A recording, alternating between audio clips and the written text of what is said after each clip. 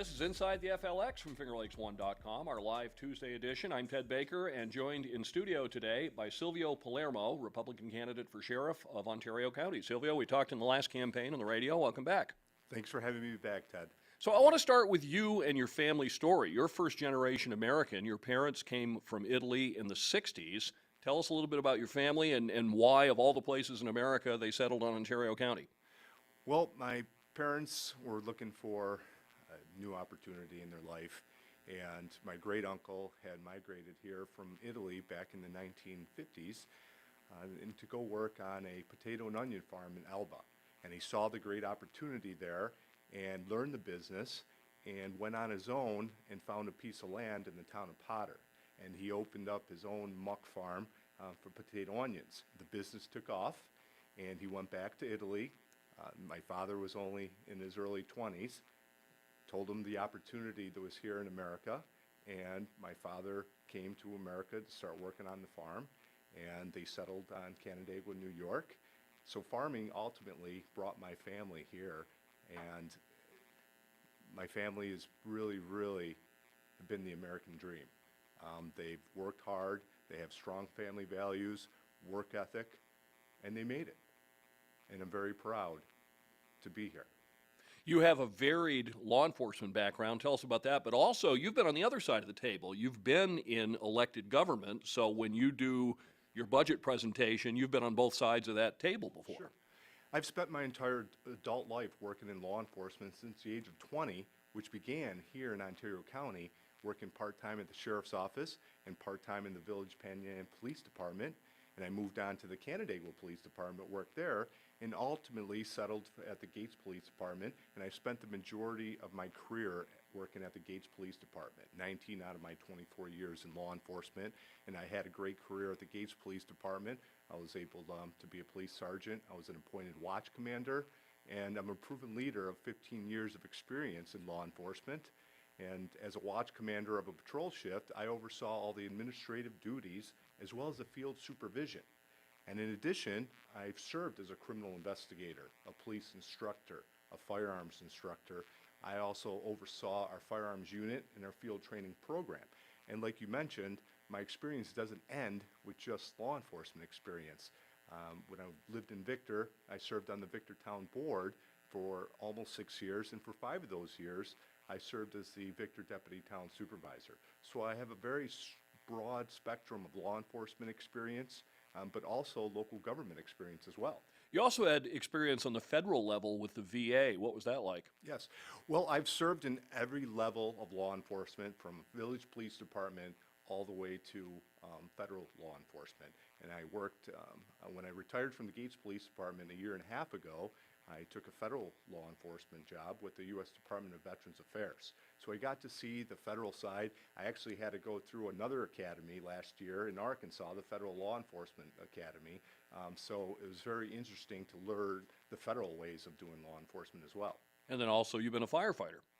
I haven't served as an actual firefighter. I'm a social member with the Merrill Hose Fire Department in Canandaigua. So here's the $64,000 question. What went wrong under the previous sheriff, and how far have we come toward fixing it? Well, I don't know all the details of exactly what took place the last 3 years. Obviously, it was a very serious incidents that occurred that led to the resignation of a sheriff and undersheriff, which is something that hasn't happened in the history of Ontario County. My understanding was misconduct issues, sexual harassment allegations, and other inappropriate behaviors. Obviously, it's very disheartening to hear that going on in a law enforcement agency, as all law enforcement should be held to the highest standards and highest integrity. Sheriff Pabro was grateful enough to come back. He has served for public service the majority of his life, and he's shown that he'll never turn his back on law enforcement. And for him to put his new life on hold to come back and serve the sheriff's office and stop the bleeding, patch things up, get things moving forward, to hand off to the new sheriff on January 1st again. And we should be very grateful and appreciative of that. There was an investigation of what went on. The County Board of Supervisors came out with a report, and it left a lot of people, I think, a little dissatisfied, feeling like that report left as many questions unanswered as answered. And you're absolutely right. And I believe in open and transparent government, especially in a public office that's elected. I think that, the people have a right to know of, what the allegations were and what the findings of those allegations were. Because, again, it's left a lot of unanswered questions to the public. And it creates confusion and a lack of understanding. And I think that it should be clarified a little better than it was. One of the points you've made during the campaign is that your opponent is currently inside the department. Yes. You're looking at it from an outside perspective. What advantages does that give you in trying to tackle these problems and move forward? Well, the advantages it gives me is, like I said, I have experience in every single level of law enforcement. I've seen different approaches. That is the fresh start that I can bring from seeing that there's different ways of being able to tackle issues. I don't come from the mindset of we've always done it this way, because I've seen it done several different ways, and there could be better ways. And having that open mind and being able to bring that fresh start and a fresh approach and that objective leadership that's free from any personal bias. I come in with a clean slate. And under the circumstances of what happened, I think that that's so important now. Do you think are there kind of cliques within the department that are going to have to be addressed? Well, I think every department has cliques, and in any department you have to kind of look at that. But I think if you come in with a team culture mentality and embrace a culture of dignity and respect and send that strong positive message, I think it'll work itself out. One of the major planks of your campaign is openness and transparency. You've talked about a public information / community relation officer to sort of be the face of the department. How do you foresee that person working? Well, first, there's a staffing crisis at the sheriff's office. We have to focus on getting our staffing levels back, but we need more community engagement. We need a public information officer, community relations officer that could be the face and could drive that community relationship better. How do you feel like you'll achieve greater transparency? And there's obviously in law enforcement you can't tell the public everything, Sure. but you want to make sure they have as much information about the workings of the department as possible. Well, and that's by creating a positive work environment and creating a positive environment with the public and being open and transparent, using social media, having an open door policy, engaging the community. I want to be a visible sheriff that's out in the field, okay, meeting with business owners, meeting with all the stakeholders, and making yourself readily available to everyone. And as far as within the department, will you have an open door policy with employees and hope to be able to head off these kinds of problems that seemingly sort of took place in secret and nobody really knew it was happening? As sheriff, I want to be the sheriff's office #1 supporter, #1 advocate. I want to stand up for the men and women who serve us with their dedication. And I believe that if you are their biggest supporter and biggest advocate, that's going to bring that positive environment to light. Let's talk about the two related issues in the news these days, guns and shootings overall, but specifically in schools. Let's start with your plan for school resource officers. Well, if you remember when I ran my last campaign, school safety was a #1 priority. I believe in instituting full-time school resource officers for all our school districts. I think that is very important. But I went further and beyond that, and I started talking about a new initiative that's growing in trend, Threat Assessment Task Force. And 4 years ago, I presented that initiative that I would have looked to implement. And now it's needed more than ever. And a Threat Assessment Task Force brings stakeholders together with different expertise to be able to look at threats and come up with mitigation strategies to prevent incidents from never getting to the point that we've seen at Uvalde, Texas, or even right here in our backyard at Red Jacket School that happened on April 1st. This is interesting because I just talked to Sheriff Skank in Cayuga County just last week, and they're doing this very same thing. So talk a little bit about how this threat assessment works. My understanding is the idea is to try to identify kids who might be having problems and reach them before it reaches the point that they go buy guns. And you're absolutely right. And what a threat assessment task force does is it gets the stakeholders in one room with law enforcement, mental health, school administrators, drug counseling, and you go through the threat assessment training. So you're obviously a trained threat assessment expert, and you're able to review any threats that come up and be able to identify mitigation strategies per their threat assessment trainings so you can intervene before incidents ever progress. And I know in the Ontario County Department, there's already been some training in dealing with mental health issues and de-escalating that the department's worked with, I think, Clifton Springs Hospital and the county mental health department. So you've kind of got a piece of that puzzle already in place. Yes, and crisis intervention training is very important for law enforcement, and not all law enforcement are trained in crisis intervention. My idea was to have all law enforcement personnel trained in crisis intervention, because if you look at law enforcement, they're normally the first ones that respond to a mental health crisis. So the better trained our officers are in dealing with that, the better outcome is going to come about. Let's talk about the opioid epidemic. I keep hoping it will get better, and every time I talk to somebody in the field, they say it isn't getting better. Yeah. What do you see as the root of the problem, and how do we tackle this? Well, this is my idea on tackling the heroin opioid epidemic, and there still is a drug problem, and we can never forget that. And as sheriff, this is not only a law enforcement problem. This is a community-wide problem. But I believe that the sheriff of a county should be leading that charge. Now, the U.S. Department of Justice has a COPS office. It's a community-oriented policing service office that is focused on local law enforcement and helping local law enforcement. Now, the U.S. Department of Justice COPS office has adopted 8 federal models of initiatives. So they went out and they studied different models other communities were doing, and they selected 8 successful models as kind of a boilerplate for other communities that want to adopt this.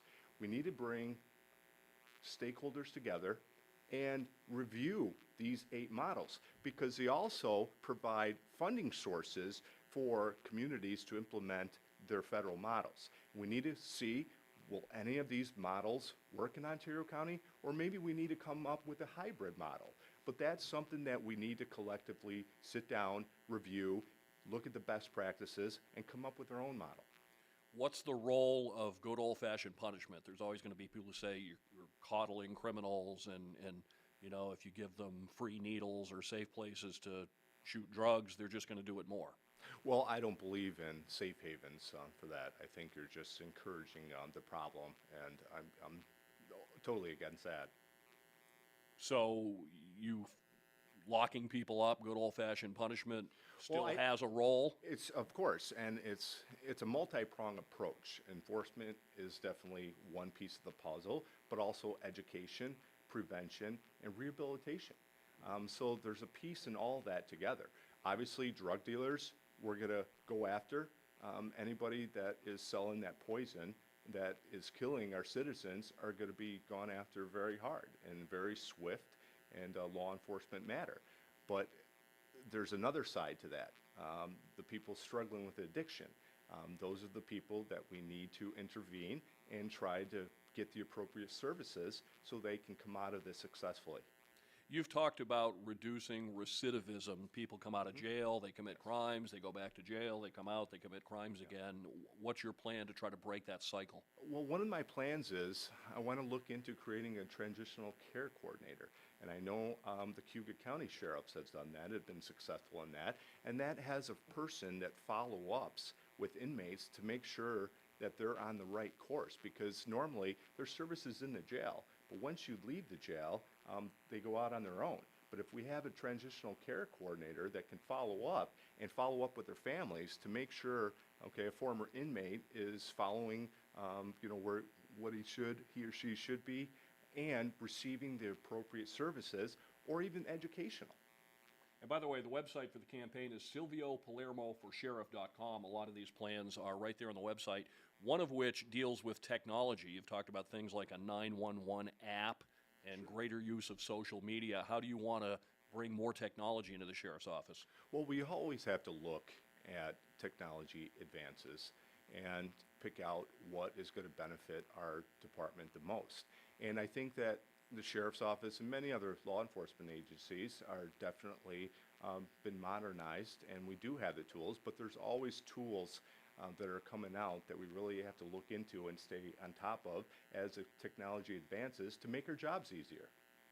Domestic violence is a big problem, and one of the things that makes it a big problem is it's so hidden.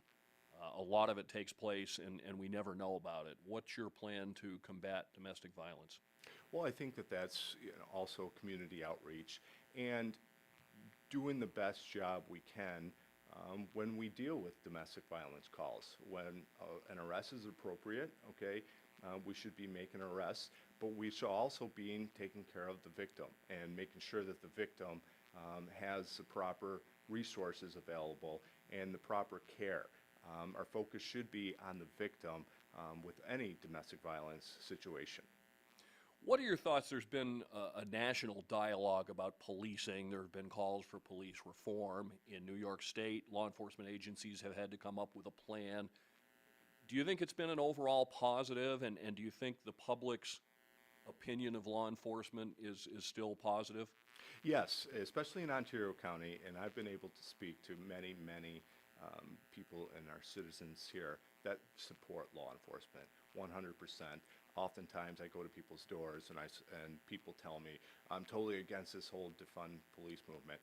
But the thing that I'm struggling with is our state legislatures pushing down these laws that are making it easier for criminals to commit crimes like bail reform or parole reform. We've forgotten about the victims here in New York State. And these laws that are being passed are restricting law enforcement to do their jobs and making an easier pathway for criminals to commit more crimes. I've asked this of a lot of people in law enforcement. Do you see bail reform as something that's horribly broken or something well-intentioned that just went a little too far? I think it went too far, but my focus on, we took away the discretions from our local judges who are elected by the people. That's why we elect judges, so they can look at the case, look at the circumstances, and make the best decision regarding that specific circumstance. And to take away their discretion of elected officials, to me, it doesn't make any sense. If people want to learn more about your campaign, you've got a meet and greet event coming up a week from today, next Tuesday. Tell us about that. Yes, we're having a meet and greet and support. Is exactly 1 week before the election. It's at the Thursday Turtle in Victor on Route 96 from 5 to 7. Anybody's welcome to join us. I also have a campaign website, silviopalermoforsheriff.com, as well as the Facebook page. My last question is always the bumper sticker / elevator speech. So elect Silvio Palermo for sheriff because? Because I have 24 years of very diverse law enforcement experience, every level of law enforcement I've worked in. I also have the local government component as well, and I can truly bring a fresh start, a fresh approach, and that objective leadership that's free from personal bias, so I could bring a clean slate, especially after the turmoil that's happened at the sheriff's office, which is much needed. Silvio Palermo for sheriff.com is the campaign website. Silvio Palermo, Republican candidate for sheriff in Ontario County. Good to see you again. Thanks for your time. Thanks for coming in today, and best of luck with the campaign. Thanks, Ted. I appreciate it. Inside the FLX has been produced by Nate Sharman today. We've got some more Zoom interviews coming up later on this week. I'll have Noni Flynn from the Yates County Legislature in a couple of days talking about the redistricting proposal. They just set a public hearing. We'll have our Friday visit with Chuck Mason, the Auburn City Clerk, and more. So thanks for watching on FingerLakes1.com.